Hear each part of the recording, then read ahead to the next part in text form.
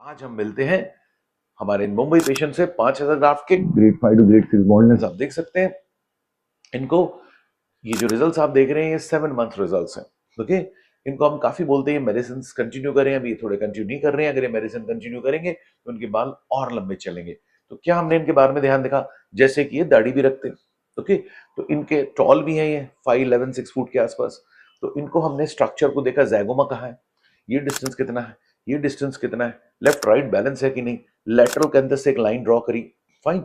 दो टेम्पल्स के बीच का डिस्टेंस कितना है, ग्लेबुला से लेके इधर का डिस्टेंस कितना है, मिड प्यूपल पॉइंट से लेके यहाँ का डिस्टेंस कितना है, जो टेम्पल पीक से लेके ट्रैगस का डिस्टेंस कितना है, तो यहाँ से डिस्टेंस, यहाँ से यहाँ डिस्टेंस।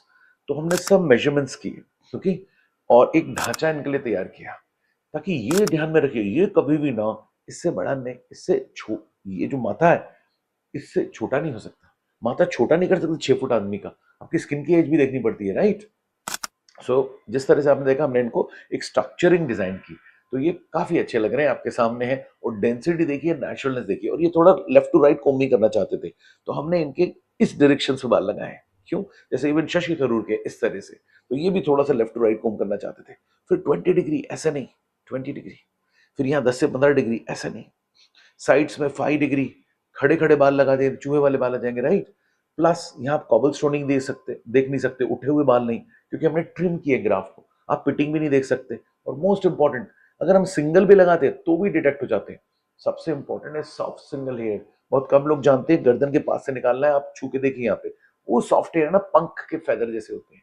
वो जब हम 2 रोज लगाते हैं ना, आप देखना किसी के भी बाल उठा के जो नेचुरल है, कुछ सॉफ्ट सॉफ्ट बाल दिखेंगे। वो बहुत जरूरी है नेचुरल लुक देने के लिए, थोड़ी मेहनत लगती है। उसको लंबे भी निकालने पड़ते हैं, क्योंकि अगर हम छोटा निकालेंगे हमें पता नहीं किस डायरेक्शन में जा रहा है, किधर कर्ल जा रहा है। थोड़ा लंबा निकालते हैं तो हमको कर्ल दिखता है, उसका डायरेक्शन सही दिखता है, राइट। और हम लोग चेक भी करते हैं हर डायरेक्शन हमारा बराबर आ रहा है कि नहीं। हम लोग कुछ इम्प्लांटर्स डालते हैं, और जो भी हमने स्लिट्स बनाए ना, उसकी हम लोग चेकिंग करते हैं कि हम ऐसे बना रहे हैं, ऐसे बना रहे हैं कि नहीं। बीच में 30 डिग्री। ओके, बाल का डायरेक्शन भी देखना है, क्योंकि आपने देखा होगा थोड़े थोड़े बाल हैं तो हम उसको डैमेज नहीं करना चाहते। अगर ये है तो हम उसके पैरेलल जाना चाहते हैं, उसको क्रॉस नहीं जाना चाहते। तो सॉफ्ट हेयर लाइन, फिर single hair line, central fullness है, लेफ्ट टू राइट कोम्बिंग है, पैटर्न डायरेक्शन यहाँ का है। और आप देख सकते हैं कि 5,000 ग्राफ्ट, 6 से 7 हजार ग्राफ्ट लग रहे हैं। ओके, सो आजकल एनाजेन में जो नया डेवलपमेंट हुआ ना, cell FUE, exosomes FUE, etcetera etcetera, उसके कारण आपको इल्यूजन ऑफ डेंसिटी ज्यादा दिखती है। और एक और चीज चेंज हुई है, क्या होता है कि जो सिंगल फॉलिकल होता है ना यहाँ, तो उसको हम ऐसे लगाते हैं। क्यों, ताकि वो ऐसे ही जाए। अगर मैंने ऐसा गड्ढा कर दिया, ऐसा नहीं, अगर ऐसा कर दिया, तो ये बाल कभी इधर जाएगा कभी इधर जाएगा, तो आड़ा तिरछा लगेगा ना। इसको हम कहते हैं सजाइटल स्लिट्स।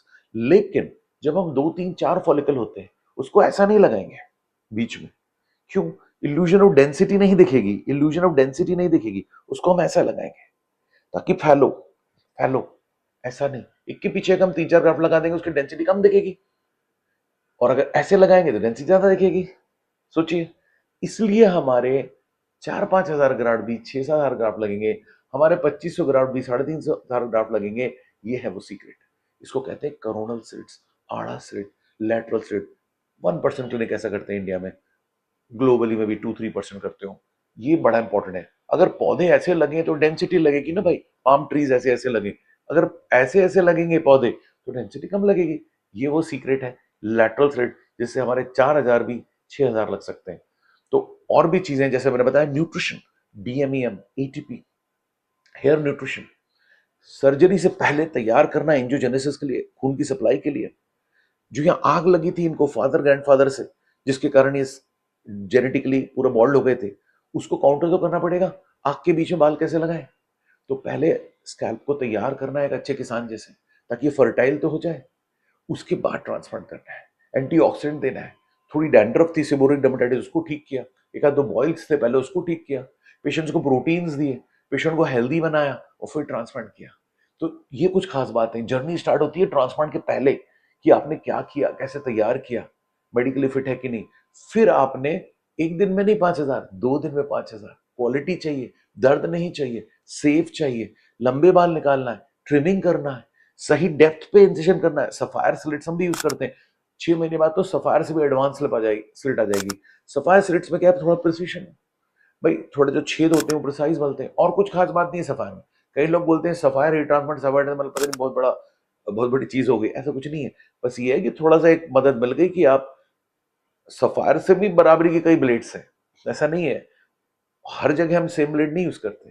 तो सफायर जस्ट सिंपल सी चीज है, 4,500 5,000 की ब्लेड आती है, तो उसमें कुछ मैजिक नहीं है। हाँ कोई भी अच्छा डॉक्टर होगा, अब सफायर से सिर्फ स्लिट बनाने के काम आते हैं, खाली स्लिट बनाने से ग्रेड हेयर ट्रांसप्लांट नहीं हो जाएगा। स्लिट बनाना जरूरी है, सफायर डेफिनेटली हेल्प करेगा, फाइननेस करेगा, रिफाइनमेंट करेगा, लेकिन that is not the end of the story कि किसी ने बोला हम सफायर हेयर ट्रांसप्लांट करते हैं तो बेस्ट हेयर ट्रांसप्लांट, ऐसा नहीं है। सफायर सिर्फ एक 5% 10% काम करता है टू इम्प्रूव बेटर। सबसे इंपॉर्टेंट क्या है, बाल निकाला, बाल लगाया, सूखना नहीं चाहिए, ड्राई नहीं होना चाहिए। नंबर 2, बेंड नहीं होना चाहिए, लगाते वक्त एक लटक रहा है, बस के बाहर नहीं होना चाहिए, डैमेज नहीं होना चाहिए, सही डेप्थ पे जाना चाहिए। अगर खड़ा लगा दिया तो गड़बड़ है, क्यों?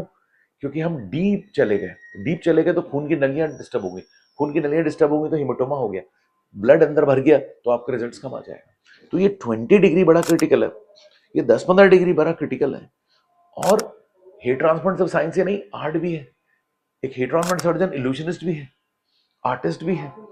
उसको पता होना चाहिए कि मैं किस तरह का स्ट्रक्चर दूं, नेचुरलनेस कैसे लाऊं, और डेंसिटी का इल्यूजन कैसे अच्छी तरह दूं, ज्यादा से ग्राफ। तो भाई हेयर ट्रांसप्लांट बड़ा डिटेल प्रोसीजर, अगर आप पैशन के साथ और आप शौक के साथ अगर करते हो तो। हम तो इस एज में पहुंच चुके हैं 56 कि अब शौक ही कर रहे हैं, कि अब we are not just after money any more, we have done good practice into huge practice. हम 35 पे रिटायर हो चुके थे, ओके।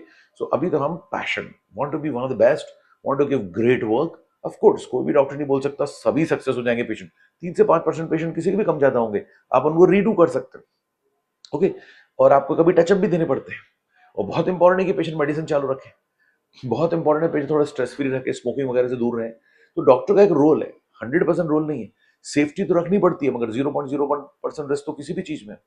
सो सेफ्टी के लिए हम अलग वीडियो बनाएंगे। सो आज हमने आपको मिलाया, ये हमारे मुंबई के पेशेंट है, इनका निकाह हुआ, कबूल कबूल कबूल हुआ।